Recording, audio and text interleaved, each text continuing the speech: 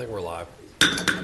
All right, good evening. I'd like to call the February 5th, 2024 meeting of the Greenville City Council to order. I'm Mayor P.J. Connolly. I'll be presiding over tonight's meeting. First, I'd like to call on Councilmember Robinson for the invocation, followed by the Pledge of Allegiance. Thank you so much. I hope you would join me in prayer. Heavenly Father, thank you for this day and for the life we live. Thank you for your amazing power and work in our lives. Thank you for your goodness and the many blessings we have received, both acknowledged and unknown. Thank you for our families, our relatives, our friends, our colleagues, and citizens. Thank you for the many employees and staff who serve us and the citizens of Greenville. Thank you for those who I serve with on this council. Thank you for your great love and care and your infinite mercy and grace.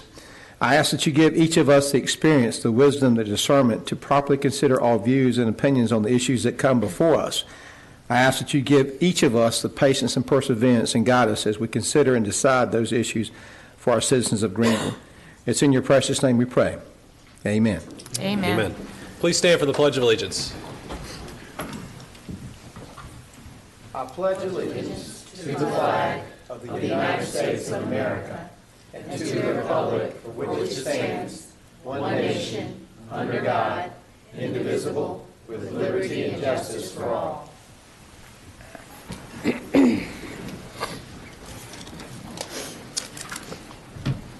Madam Clerk, will you please call the roll? Yes, sir. Mayor Connolly. Here. Mayor Pro Tem Daniels. Present. Councilmember Foreman. Here. Councilmember Blackburn. Present. Councilmember Scully. Here. Councilmember Robinson. Here. Councilmember Willis. Here. All right, Mayor Connolly, you have a quorum. Thank you very much. We'll now move on to the approval of tonight's agenda. Mr. Manager? Yes, Mayor. I would like to request that council remove item number 1, special recognition of Chris Cox, from tonight's agenda and continue it to the March 11th City Council meeting. So moved. Second. All right, motion's been made by Councilmember Robinson, second by Councilmember Blackburn. All those in favor say aye. Aye. Those opposed say nay. Motion passes 6-0. All right, we will move right on to the public comment period. The public comment period is a period reserved for comments by the public. Items that were scheduled to be the subject of a public hearing to conduct at this meeting or another meeting during the same week shall not be discussed. A total of 30 minutes is allocated, with each individual being allowed no more than 3 minutes. Individuals registered with the city clerk will speak in the order registered until the allotted 30 minutes expires. If time remains after all persons who have registered have spoken, individuals who did not register will have an opportunity to speak until the allotted 30 minutes expires. Madam Clerk, our first speaker. Yes, sir. First speaker is Dr. Yoshi Newman. Dr. Newman, you have 3 minutes to address the mayor and council. These often come off as kind of, they're hard to hear. Hello, everyone. Hello. Hello. I'm here to speak as a preface to a report you will soon be hearing from Dr. Jeffrey McKinnon pertaining to the Environmental Advisory Commission. I want to really emphasize to you that this group has worked very hard on issues that we see as critically important and something certainly to be at the forefront for you as decision makers. Also at the forefront of the Unified Development Ordinance Project, because that is a guiding document for how we proceed with responsible land management. So I want to acknowledge all the members of the commission who, again, have worked very hard. I want to acknowledge Councilmember Blackburn for her really beneficial guidance on that commission. I don't think we could do what we do without you. Also, Daryl Norris from what's his official water resources, public works. He's also been invaluable in guiding our discussions and giving us some of the nuanced understanding of at least some of the things that go on with decision making. I want to acknowledge one of our community partners who's also here, Jeff Monaco, president of the Sierra Club. This commission has worked diligently to build these kinds of partnerships. We've also reached out to the ECU, Eco Pirates, and we have consulted with legislatures, with city, state, and federal agencies. We've tried to inform ourselves as best we can so that when we come forward with information, we've done what we can to advise you. So the one thing I think I have time to speak about, which Dr. McKinnon will as well, is that Greenville, Pitt County is located within a biodiversity hotspot. There are 36 of these in the whole world. This is not a designation for us to be proud of. These designations identify areas where there are species, plants and animals that exist nowhere else in the world. You receive that designation because 30% of that vegetation remains. You know that means 70% has been removed. So there's very little of this hotspot remaining, and they're rare species, again, nowhere else on the planet, and they are threatened. So think about how we got to that point. It's how we're choosing to do development, where it happens and how it happens. So let me give you a little example. Let's say Tanger Outlet Corporation. That's time. I had a really good example. So they come in, they want downtown Greenville. They say we're going to tear down all of downtown Greenville so we can put our Tanger Outlet there. That sounds like a great economic development plan. Shopping tourism, millions and millions of dollars, right? Do we want to destroy downtown Greenville? Thank you. Thank you. Thank you. All right. Thank you, Dr. Newman. Our next speaker. There are no additional registered speakers. Anyone else who'd like to speak during the public comment period, please come forward, state your name for the record. You have 3 minutes. Come on up.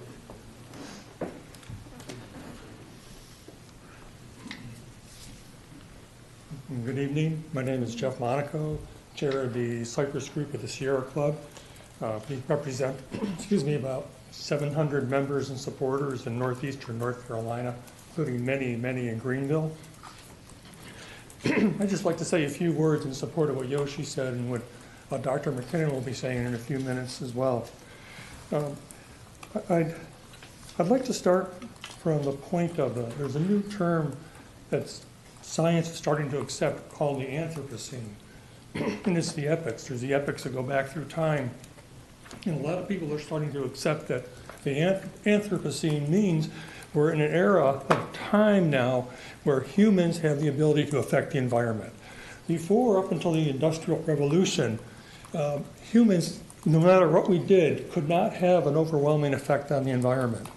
We now can. Since the Industrial Revolution and the use of fossil fuels and the rapid development, we humans are dominating the world. With that then becomes we get a huge responsibility. Because we can dominate the world and because the trend we're on is pointing to an extinction of many things, potentially even humans. There have been 5 major extinctions over time. We must think about the environment in everything we do, all decisions. I'm not saying we all have to just go out in the woods and eat nothing but roots and berries, but I'm saying when we make a decision, please consider what it means for the environment. Take the advice of the Environmental Advisory Commission. Take the advice of the experts like Dr. Newman to talk about the tree ordinances and what fuels we use to heat our homes. And if we do this, we will ensure the future much better than we are ensuring it now. This country is the richest country in the history of the world. Surely we can use some of those riches to preserve the environment and preserve the longevity of people on this world and not buy another Chevy Suburban or add another couple thousand square feet to our house. It'd be nice to have all those material things, but we're talking about existential threats with the Anthropocene, so we need to think about this. So, thank you. Thank you very much. Thank you. Anyone else who'd like to speak during the public comment period? Please come forward, state your name for the record. You have 3 minutes.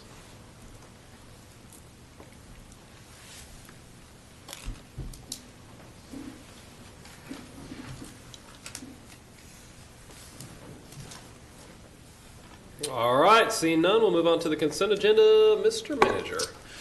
Thank you, Mayor. Under the consent agenda, we have item number 2, approval of minutes. Item number 3, proposed amendment of the Boards and Commissions policy of the City of Greenville. Item number 4, authorization to enter into North Carolina statewide mutual aid agreement. Item number 5, modifications to prior approval of sale of Greenville Utility Commission former operations center located at 801 Mumford Road to Mumford Road Properties LLC or Assignee to allow for remediation of contamination on portion of such property. Item number 6, resolution of deed of release to abandon 2 drainage easements on tax parcel number 73527. Item number 7, recommendation by the Historic Preservation Commission to update the Façade Improvement Grant Program guidelines. Item number 8, award of pre-event contract for debris management and removal services in the event of a natural disaster. Item number 9, award of pre-event contract for debris removal monitoring services in the event of a natural disaster. And item number 10, various tax refunds greater than $100. Anybody want to pull anything? Don't see anybody? Oh, Councilmember Blackburn. I just missed you. I would like to pull items 5 and 7 from the consent agenda. Make a motion to approve the remaining items. All right, motion been made by Councilmember Robinson, second by Mayor Pro Tem Daniels. All those in favor say aye. Aye. Those opposed, say nay. Motion passes 6-0. We shall move on to item number 5. Item number 5, modifications to prior approval of sale of Greenville Utilities Commission former operations center located at 801 Mumford Road to Mumford Road Properties LC or Assignee to allow for remediation of contamination on portion of such property. I'll call forward President and CEO of Greenville Utility Commissions, Tony Cannon.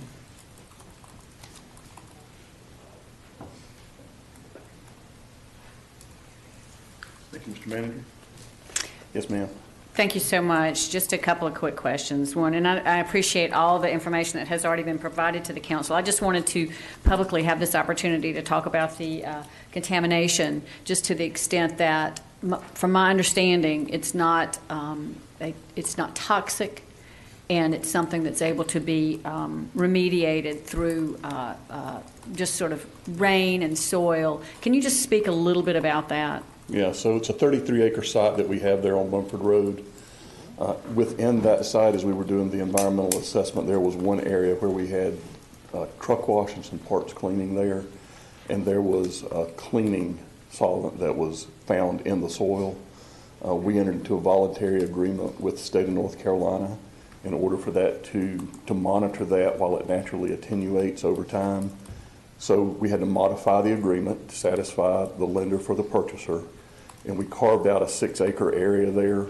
That's where our consultants believe if it moves, it would stay within that containment area. The agreement was modified to include a lease until such time as that's naturally attenuated, and then the purchase would move forward.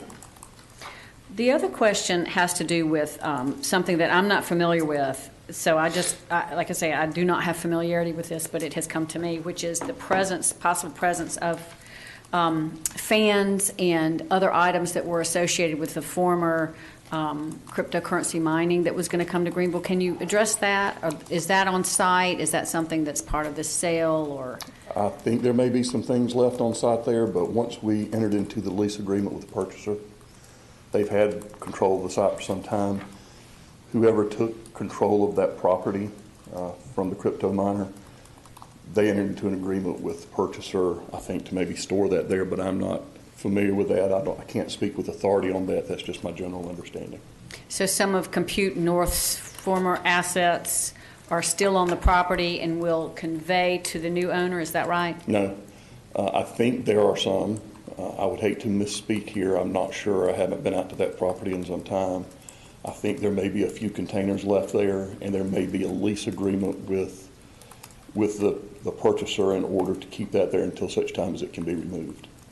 Okay, all right, thank you. You're welcome. And with that, we'll make a motion to approve. Second. All right, motion's been made by Councilmember Blackburn, second by Councilmember Robinson. All those in favor say aye. Aye. Those opposed say nay. Motion passes 6-0. Thank you very much. Thank you. We'll move on to item number 7. Item number 7, recommendation by the Historic Preservation Commission to update the Façade Improvement Grant Program guidelines. I'll call forward Chief Planner Shantae Gooby to answer any questions. All right. Councilmember Blackburn? I just wanted to ask about the changes and how they may affect what an applicant will be required or asked to provide. So what they would be asked to provide that is new, they would need to, and hold on one second, I'm going to look at my notes.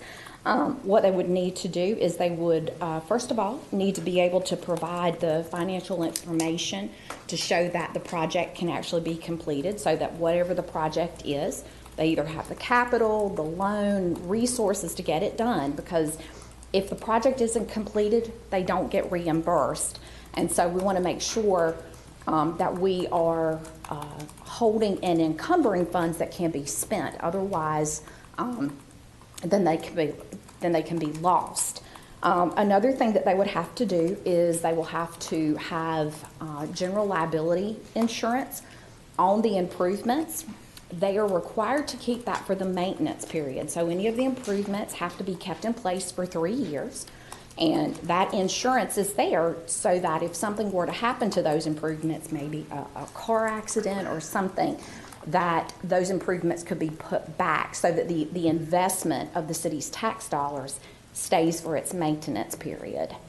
And one other thing is a preservation easement is recorded at the courthouse in the value of the grant, and it's only there for the maintenance period, again, for 3 years.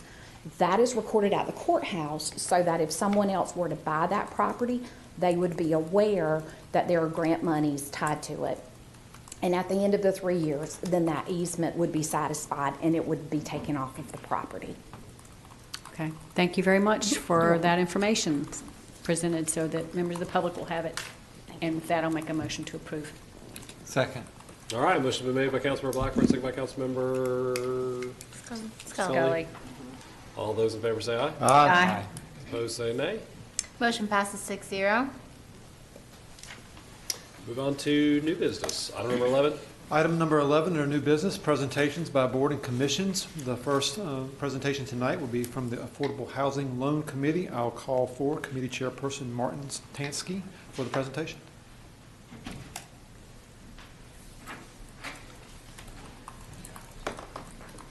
Just scroll to yours. Just keep going. They're out of order. Okay. You are here.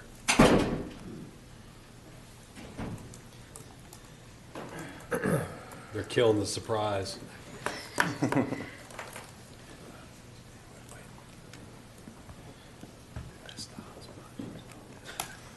Oh, they're giving away everything. Trying to go fast.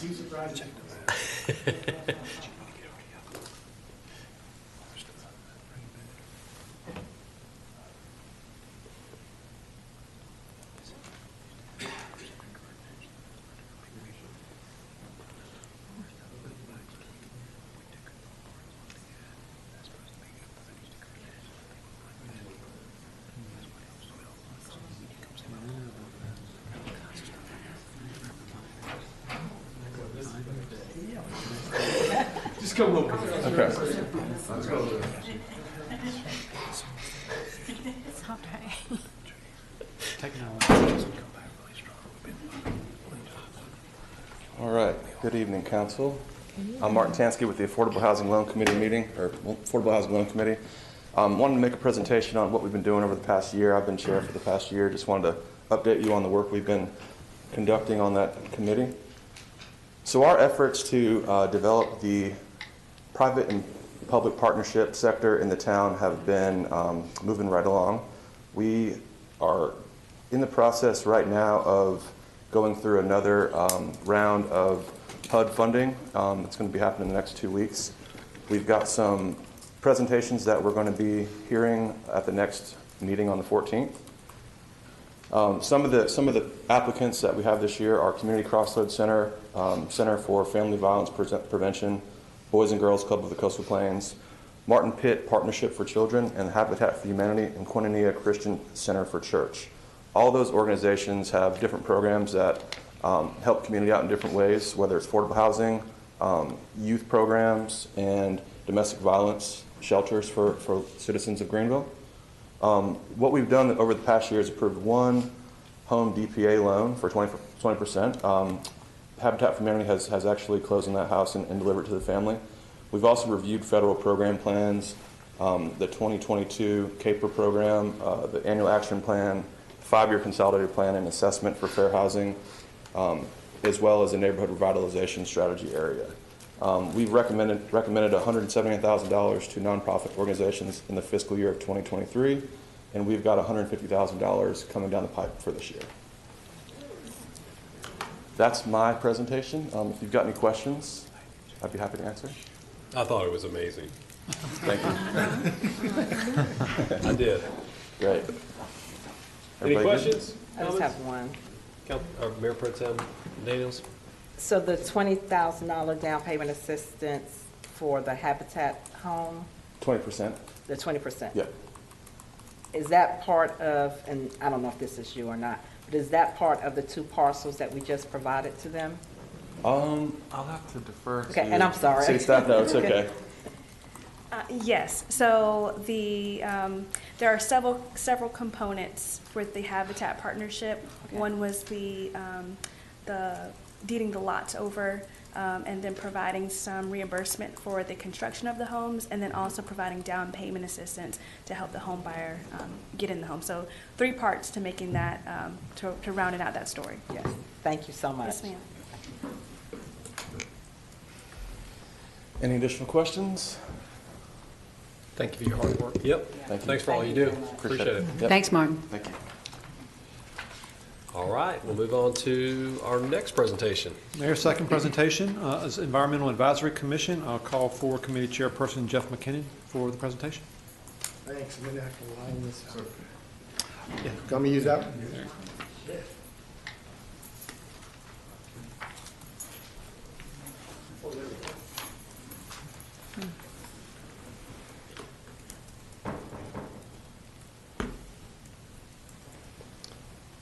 All right, yeah, so I'm Jeff McKinnon. I'm a professor in the Department of Biology at East Carolina University, and I'm the chair of the Environmental Advisory Commission. We are charged with recommending matters of environmental concern and to serve as technical advisors to the City Council.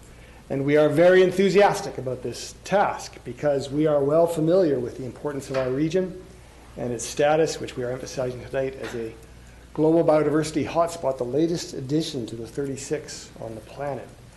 And as Dr. Newman mentioned, the global biodiversity hotspot is a place with a lot of distinctive plant species found nowhere else typically, and less than 30% remaining of its original habitat. There are 36 of these.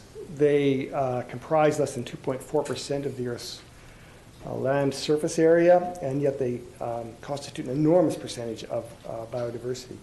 And it is quite remarkable to find ourselves in the company of such exotic places as Madagascar or the islands of Indonesia or even the Horn of Africa. From the viewpoint of the international conservation community, we are that sort of a place with that sort of extraordinary biota.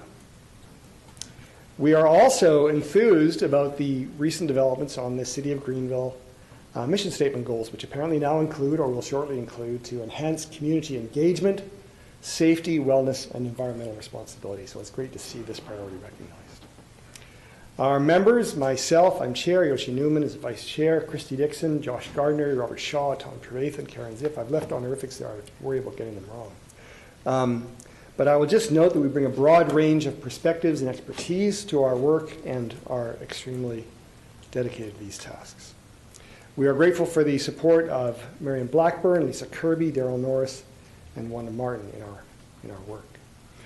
In 2023, we had a year which we found terrifically satisfying. So one of the most important developments was that we supported and participated in the hire of Lead for North Carolina fellow Abby Kimmel to work on sustainability issues. And thus, we partially realized our goal of a sustainability manager hire. With our urging and encouragement, we saw the goal of improved GUC policies towards residential solar realized. So residential solar is now a much more viable proposition for your home should you choose to get it. And there is also a solar farm forthcoming in Greenville, we are assured, which is very exciting. We provided review and feedback on engineering program stormwater management and supported a grant submission, and that group has a terrific record on grants. We did our best to explain to the GUC board the extraordinary urgency of ending the promotion of natural gas, which I want to make sure folks are clear is an unhealthy and climate warming fossil fuel.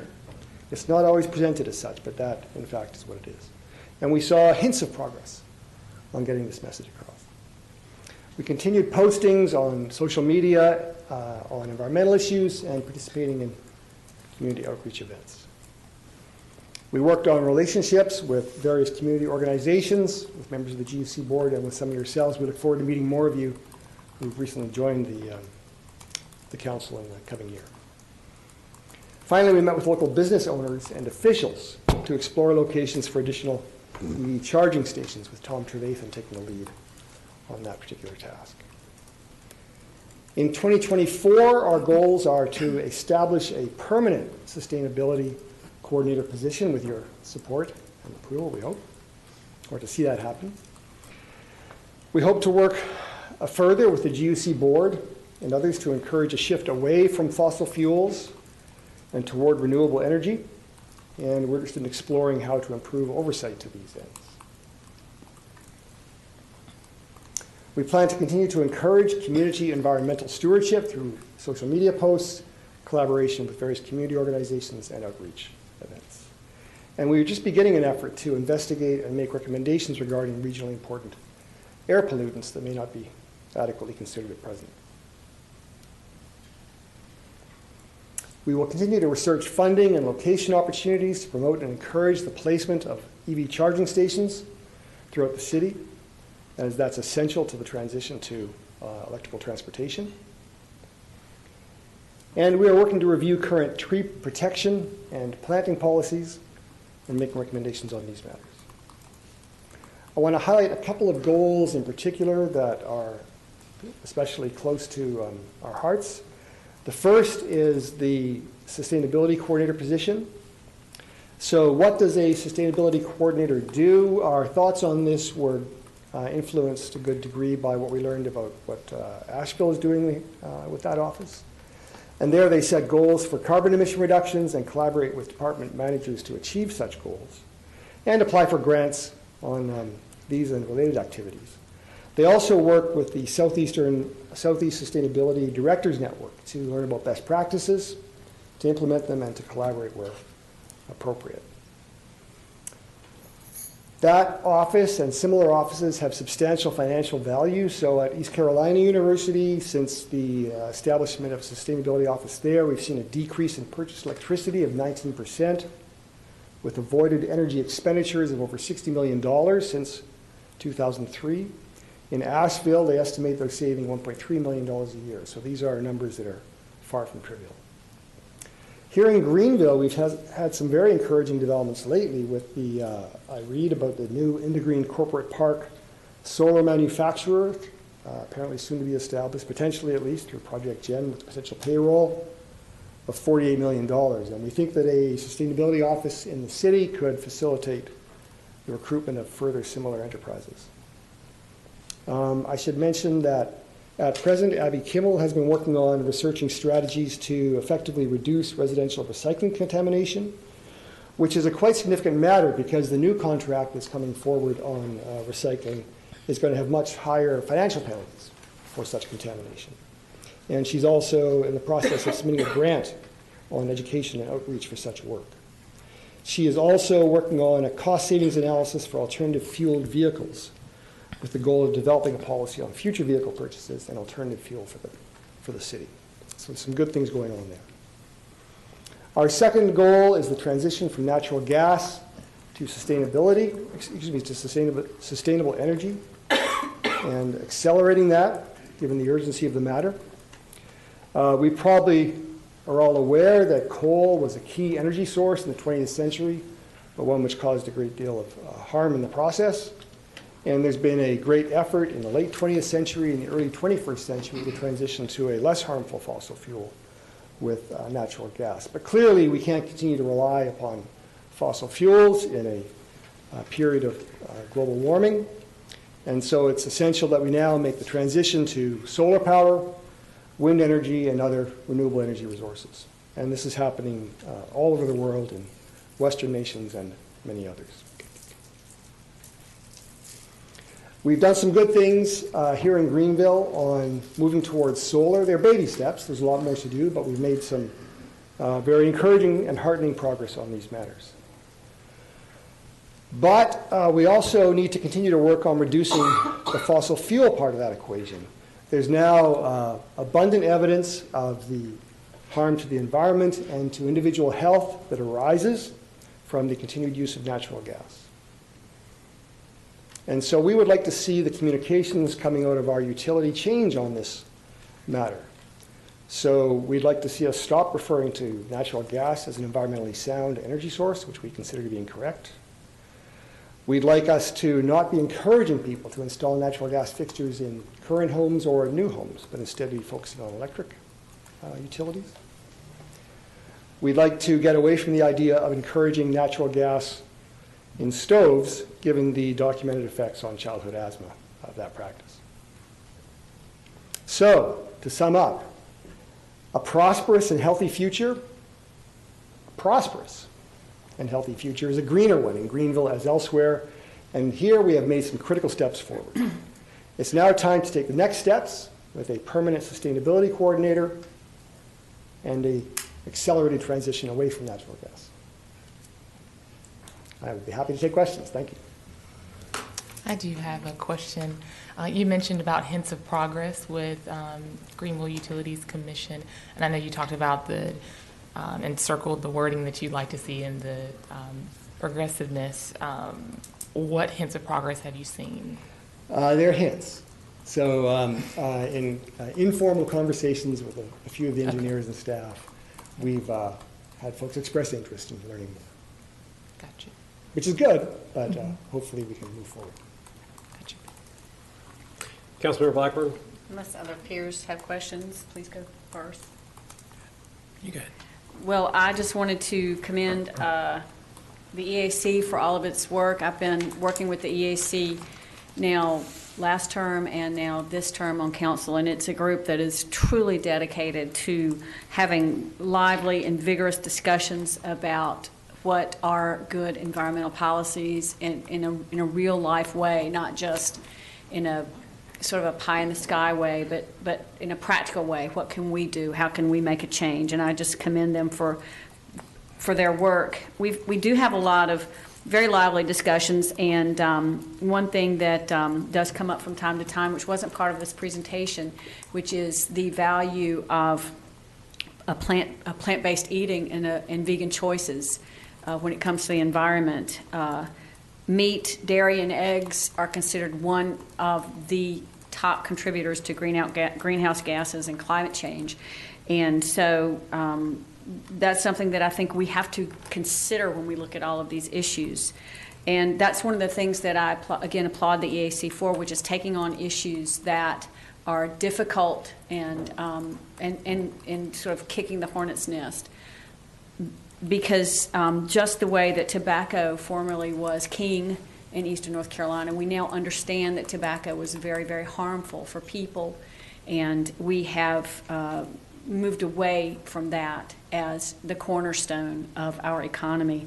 Likewise, sadly, factory farms with pigs in them and the sort of pork barbecue culture is also considered a central focus in eastern North Carolina eating, and these factory farms are just devastating for the environment. And if you rode around during Hurricane Florence, as I did, and saw what happened at the factory farms as well as to the lagoons, it's no shock that all that stuff just spreads. So again, I applaud the EAC for its discussions that it has. I think we have a whole lot of work to continue doing together, and they are so gracious that they allow me to take part in their discussions and to be part of their deliberations. And I appreciate what was a very good presentation tonight, and thank you for your work. Thanks. I had a question. You got information that we're one of the hot spots. And if I understand it, that's what's called the North American Coastal Plain. Is that?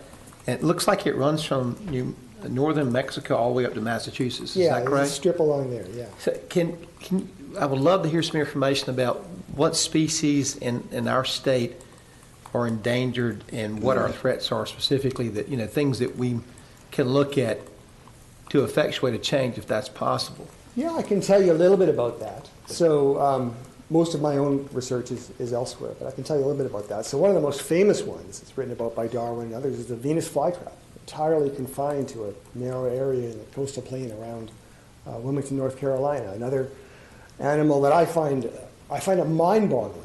I was so thrilled to learn this when I moved here, to discover that the red wolf, we have our own species of canid. Nobody has a species of canid. That's amazing. It's found only in this region, so that's extraordinary. The eradicated woodpecker is another such example. And I'll just tell you a personal anecdote to give you a sense of this. I grew up in Vancouver, British Columbia, in Canada. And people think of Canada as sort of, a place full of wilderness and pristine in some ways, and that's true. But when I was a boy, I would read these field, because I was interested in salamanders. I would read these field guides, and I'd always see, there's nothing here where I live. There's a couple of species. But the southeastern U.S., that's amazing. And I still like to go out on a rainy night and listen to the frogs out behind Lowe's. We have so many species of amphibians here. It's such a miraculously rich place. You can hardly even appreciate it if you didn't arrive here and see it. So I hope that answers your question a little bit. Okay, kind of. Thank you very much for your input and for your dedication to the passion you pursue. Thank you. Any other comments, questions? All right, thank you very much. Thanks very much. Appreciate it. Move on to item number 12. Yes, Mayor, item number 12, contract award for professional services for design, easement acquisition, and construction engineering and inspection on the St. Andrews Drive Critical Infrastructure Protection and Stream Restoration Project. I'll call forward Civil Engineer 3, Lynn Rayner, for the presentation. Thank you, Mr. Manager. Good evening, Mr. Mayor, members of council. Good evening. As the manager mentioned, we are here to talk about the contract award for professional services, and I am not going to go through that mouthful again. You can see what we're here to talk about. St. Andrews Drive Critical Infrastructure Project. Wanted to show a map and overview of where the project is located. The northern half of the project is on the left side of the screen, southern half is on the right. This creek does parallel St. Andrews Drive, which is just to the left in the left-hand picture. For those that may not be aware, St. Andrews Drive parallels Memorial Drive, which is on the left side of the screen. And this runs between Fairlane Road on the north end and Greenville Boulevard on the south end. Council may remember seeing these pictures in the stormwater presentation earlier this afternoon.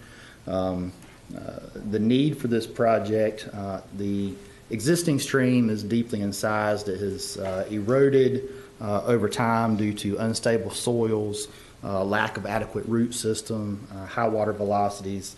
As you can see here, the banks of all along the stream are just in severely degraded existence. As a result of that, there are exposed gravity sewer lines, numerous stormwater pipe outfalls, as you can see in the upper left picture.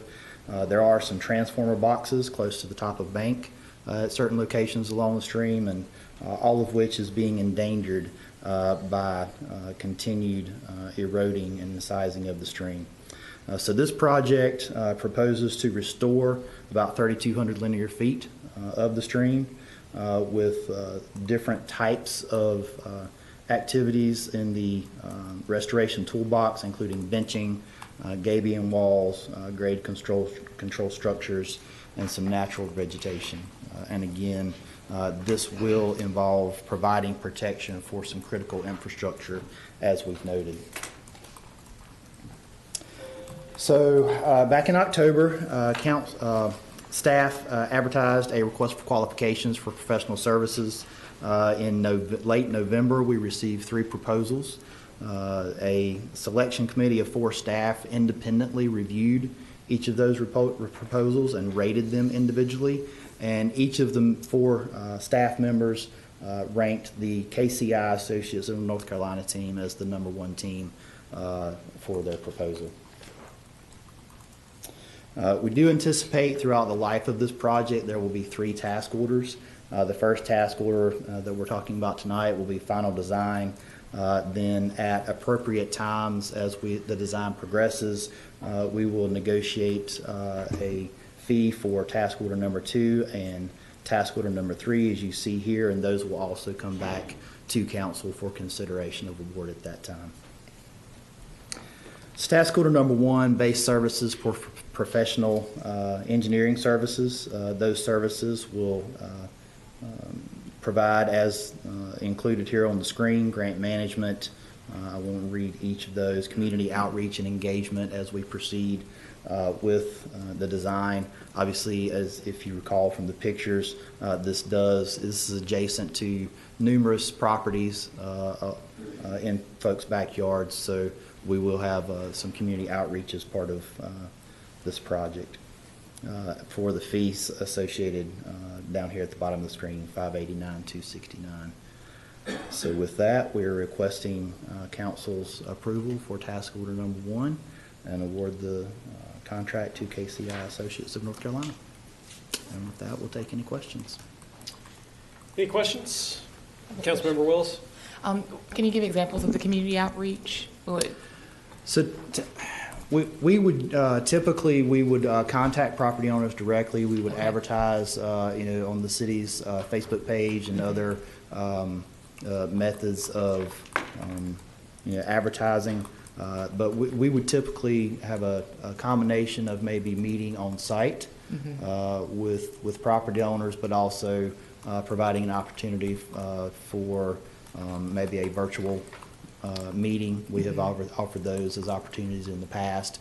And ironically, that actually tends to be more well received than in-person meetings. People just like to be at home, but they like to be able to get information. So those are some of the opportunities we provide. That's good. I like that it's a variety to give people options, and people find out information different ways. So that's good. That was my question as well. How will they be notified? Would it be a letter or a phone call? Or? Typically, it would be a letter, and we have also done robocalls as well. So it would be a combination of those. Postcards. I got just a couple of questions. From an environmental point of view, looking at the way the stream looks now, if this were, just a natural setting, which is in the middle of Greenville, so it's not natural, that would just continue to do what it's doing, and there would be no need to change the stream banks or to do anything. By doing this, I understand there's going to be benching and some other ways to sort of ameliorate what's happening. Did I see on a slide something about changing the level of the bed of the stream? I'm going to turn that over to Director Kirby. She is much more technically sound on stream restoration than I am. So it does include grade controls. So what happens is we'll strategically place those controls so that you get almost like a step pool environment, because we obviously can't recreate the stream bed. So we try and control the velocities with these step pools. Almost like a lock system for the stream. Okay, and that slows it down. It does. It does. It slows the velocity, so you get a drop into a still pool, and it slows the velocity so you don't create more erosion. Very interesting. Now, what about the, when you're doing this kind of project, the vegetation that's in place, and you do benching, I guess you just pull it all up, or how does that work? We do. We try and salvage what we can when it comes to trees that have significant root systems. Sometimes we'll cut them and try and leave the root systems there. We've used Filtrex before, which is kind of a sock that has vegetation or seeding in it, in order to tack it in place and stabilize the benches or the banks. This one, we will try and bench where we can. There is not a lot of opportunity to allow it to access its floodplain again. So it's more about trying to stabilize so that people don't continue to lose property and investments that they've made in the area. And that was sort of my last area of question, which is for people who live along the stream. Is this going to have a lot of effect on them and their property? And is anybody going to lose property? Are they more likely to gain or just remain about the same? We don't envision anyone like the city purchasing a parcel outright. There will be purchases of easements in order to be able to put in the systems and then to maintain those systems after they're installed. That could ultimately result in them losing a few more feet in order to get the right system in place. And an easement, if they have an easement, they might, in addition to having the easement on their property, lose a few feet of actual use of their property. Correct. But this is to keep, perhaps in the future, from half From your them losing backyard. all of it. Right, Yeah. and your house tumbling into. Okay. Right. All right, thank you very much, I appreciate it. No, that's good. Thank you. All right, any other questions? Anyone want to make a motion? Motion to approve? Second. All right, motion's been made by Councilmember Blackburn, second by Councilmember Willis. All those in favor say aye. Aye. Those opposed, say nay. Motion passes 6-0. You were close. You were close. Always defer. All right, yes. Move on to item number 13. Thank you, Mayor. Item number 13, contract award for the development of a unified development ordinance. I'll call forward Chief Planner Shantae Ruby for the presentation. I won't belabor this. This is something that I came and spoke to you about at your January workshop. Again, this is a rewrite of chapters 4 and 5, which is zoning and subdivisions. The reason we're doing this simply is we have not had a comprehensive rewrite since the 90s, so a lot of things have changed. So this is a way to bring us forward, to modernize, consolidate, assess all of our development standards, and really what we want to do at the heart of it is to make it user-friendly, to provide some diagrams, photos, and charts, and also eliminating any redundancies we have as far as zoning districts and uses. And some of the changes are just because of changes in state law. This is a list, and pretty much it's everyone, right, that benefits from having this. And again, having easy to understand language, more predictability in the decision-making process, and then just modernizing our standards. Very simply, we will look at the current code, we will look at solutions and approaches, we will draft the UDO.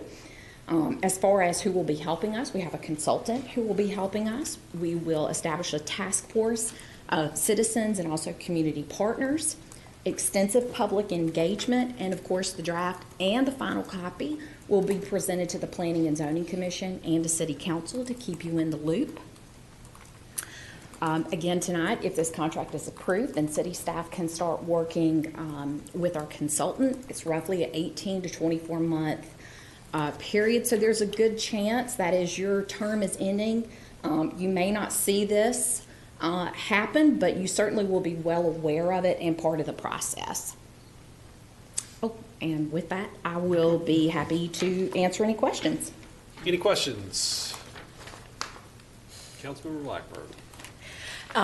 Thank you for that information. Just a quick question. I know this is chapters 4 and 5 that are going to be basically rewritten. When this is all over with, are we still going to have chapters 4 and 5? It'll just be all different on the inside? Or because when I see the term Unified Development Ordinance, it almost sounds like we're going to have one to It replace will all of still it. exist, but one of the byproducts out of this that will be helpful is right now we have sort of a static ordinance online that you can read. One of the things that will be helpful is we will take all of the chapters 4, 5, stormwater, and flood damage prevention. We'll actually have live links within the document to connect you back to each other. But at the end of the day, it will be development as far as zoning and subdivision is concerned. So instead of having chapters 4 and 5, we would just probably refer to it as a UDO. Thank you. Motion to approve? Second. All right, motion's been made by Councilmember Blackburn, second by Councilmember Scully. All those in favor say aye. Aye. Opposed, say nay. Motion passes 6-0. Move on to item 14. Yes, Mayor. Item number 14, Budget Ordinance Amendment Number 7 to the 2023-24 City of Greenville Budget Ordinance Number 23-046 and the Donations Fund Ordinance Number 18-062. Call for Chief Financial Officer Jacob Joyner for a short presentation. Good evening, Mr. Mayor, members of the council. Good evening. Good evening. So this is Budget Amendment Number 7 to the 24 ordinance. We will be impacting the general fund, donation fund, and also the facility improvements fund. Just kind of run through the list of the changes. We will be transferring funds from the general fund that we received for the opioid settlement. That'll be going to a special revenue fund. That will increase the general fund budget by $43,154. We will recognize funds received for utility work related to the MetroNet construction work being done throughout the city. That will increase the general fund budget by $150,000. We'll be recognizing small donations received for the police department within their donations account for $500. We'll be making an adjustment to the budget to recognize departmental accounts related to a vehicle replacement fund budget amendment that we had done prior, and that's just reallocating where the appropriations occur. It will have no change to the overall budget. And we'll be also recognizing revenue received from the state DOT within our facility improvement fund, which will increase that fund $43,500. That will bring the total operating budget for the city to $176,313,000 for 2024. And we ask that council approve the budget amendment. All right. Any questions? Motion to approve. Second. All right. Motion's been made by Councilmember Robinson, second by Mayor Pro Tem Daniels. Is that right? All those in favor say aye. Aye. Those opposed say nay. Motion passes 6-0. Thank you very much. We'll move on to the review of the February 8th, 2024 City Council agenda. Thank you, Mayor. For the community to see the agenda for this upcoming Thursday night, it is being displayed on your screen right now. You have a few seconds just to scroll through that so you can see each of the different items.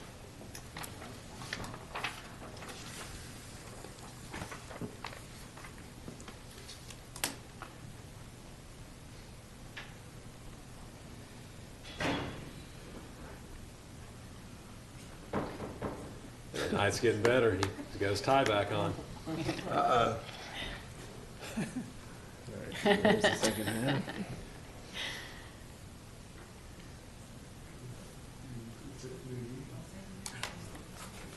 All right, thank you. Hey, Chief, I don't know if he went through security. I saw him go through there real quick. Security was laughing at me. I was running.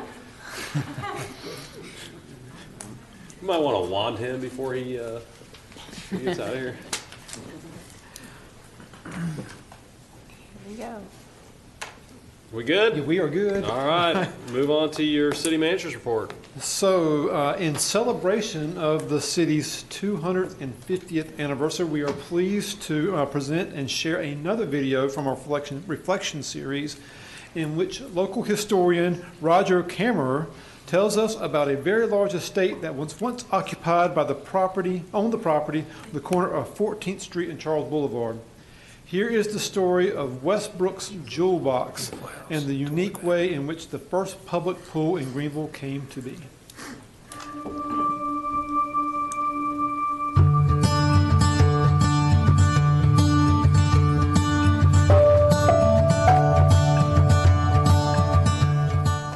There was an estate on the corner of Charles and 14th Street. That was known as Westbrook's Jewel Box.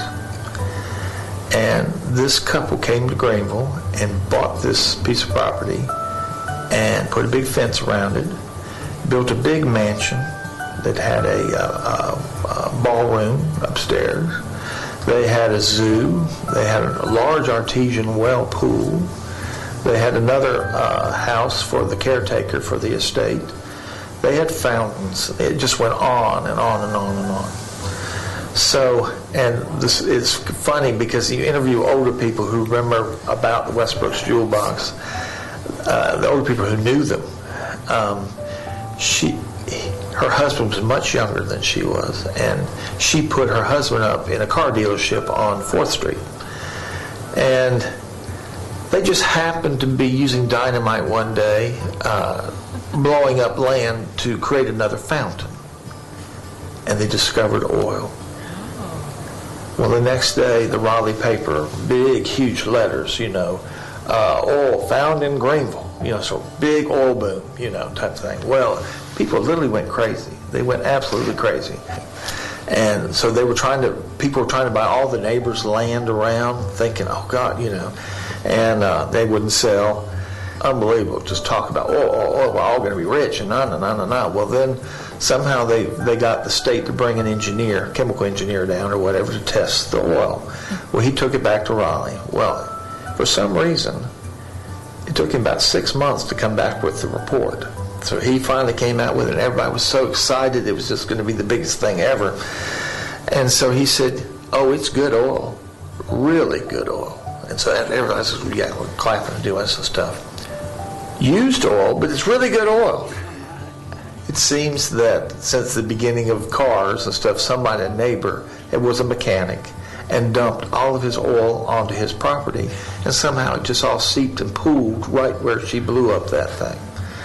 Well, they sort of disappeared, and they were in debt, and the Blunts, they owed a lot of money to the Blunts, and the Blunts owned it, and they opened their pool, this fabulous artesian well pool, as this first city pool. Well, how about that? And that is why the Beverly Hillbillies was not mentioned. There you have it. That's great. So our first pool, never would have thought it. That's all I have. That's it? All right, we'll move on to comments from the mayor and the city council. Councilmember Robinson. What a great story, and Roger Kramer is a great historian for the history of Greenville. I just hope everybody that's watching us at home and hears this replayed will take the opportunity to see all the work that Brock and fellow staff members have put into the website presentation. Look at it, we're celebrating 250 years, and what a great event to learn the history of Greenville and how far we've come and where we're going to go. But it's so exciting to hear this. And again, Roger, I knew that story as a little boy growing up, and I heard that because I remember that house, and it was a mansion, it was a beautiful home. But I encourage everybody to please take a look at our website and see the history of Greenville, where we've come from, how we got established, and everything. Brock's doing a great job with all of his staff. And go Pirates on basketball. Council and I sat next to each other at the basketball game, and we started to put him in to shoot some free throws, but we didn't have the time. Looking forward to baseball also coming up, getting ready. Coach Godwin's really looking forward to a team this year, and we hope there's a road to Omaha for him. Mayor, thank you for the opportunity to make those comments. Thank you, sir. All right. Councilmember Scully. Thank you, Mayor. I just wanted to take a moment to thank our police and fire departments. There's been some heavy news the past week, and they've done a really wonderful job, as they always do, working hard for our citizens, and just ask that everybody in the city hold them in your prayers and thoughts, and tell them thank you when you see them, because they deal with some really heavy things and have been lately, and been thinking a lot about them. So thank you very much, Chief Salt and Chief Davenport. I hope you'll share that with all of the women and men who serve with you. Thank you very much. All right, Councilmember Willis.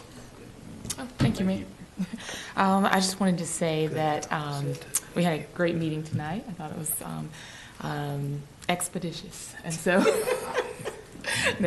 good meeting. But February is Black History Month, and so excited about the different festivities going on this month. And I encourage everyone to get out and participate and commemorate Black History Month, as well as with Greenville turning 150 years old. I was excited to see the different things planned for the year. So it's great opportunities for us to be able to get out and celebrate Greenville over the course of the year. So looking forward to that as well. Thank you, Mayor. Thank you very much. Councilmember Blackburn. Thank you, Mayor.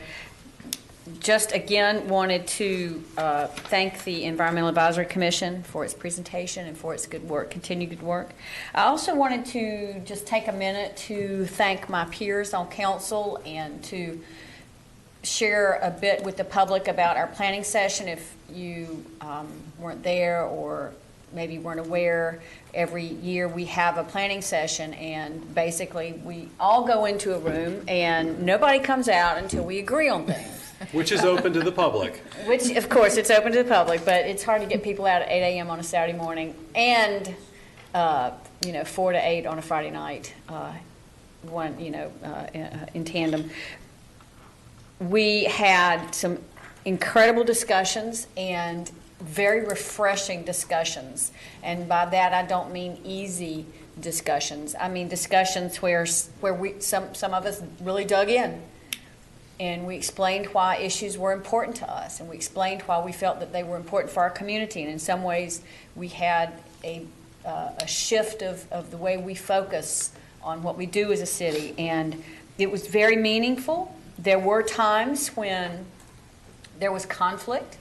I don't encourage conflict. I don't search for conflict, but I also think you can't have genuine good work and authenticity without conflict. And I applaud us for being willing to engage in conflict and then to exit from it respectfully and to get some really good work done and make some excellent changes for our community, including one that was mentioned tonight to add environmental responsibility to our city goals. So thank you to everyone, my peers and all the staff that participated in that. What was a very good planning session this year. And that's it for me. Thank you. All right. Councilmember Foreman. Well, you all know that I do an extensive amount of grassroots work in various areas. One in particular is housing insecurity. Housing insecurity is accompanied by food insecurity most often. And so I would like to take the opportunity tonight to thank one of my fellow councilmen, Matt Scully, for joining us yesterday and meeting people where they are to feed, I think, over 100 people yesterday at Dream Park. And that is so greatly appreciated. It really touched my heart. Albert Einstein said this world can be a dangerous place, but not because of the people that do wrong, because of the people that do nothing. And I just want to thank you for doing something. Also, as it relates to the environmental committee, the advisory committee, I want to thank you all for your work. We talked about our history tonight, and that is exceptionally important. It is equally as important that we protect and preserve that history so that we have something to look forward to. So I thank you all for your work and look forward to partnering with you as we move forward. And we'll quote C.L. Lewis as it relates to that. One of the most cowardly things ordinary people can do is shut their eyes to the facts. And the fact is that we have a responsibility to protect our environment so that we can grow and grow responsibly. Thank you very much. Mayor Pro Tem. I too would like to thank the Affordable Housing Committee and the Environmental Advisory Committee for their presentations tonight. Thank the staff for all the hard work that they do each and every day. It is Black History Month. I encourage you all to participate. There are several programs throughout the month of February that you can participate in. It's on our website as well as Recreation and Parks website, the City of Greenville website, Emerge's website. And please visit our 250th anniversary website, as you will hear firsthand stories of the first African Americans who made contributions to the City of Greenville. Finally, I would like to thank the Indian Association of Eastern North Carolina for inviting me to their event on Saturday night. On January 26, 1950, they celebrated their transition into a free nation, and they shared this event with the public on Saturday to share with the community their culture and their heritage. And again, just thank you for allowing me to be a part of that. Thank you, Mayor. Thank you very much. I got nothing. Nothing? Do we have a motion to adjourn? Motion. Second. All right, motion's been made by Councilmember Robinson, second by Councilmember Blackburn. All those in favor say aye. Aye. Opposed say nay. Motion passes 6-0. We are adjourned.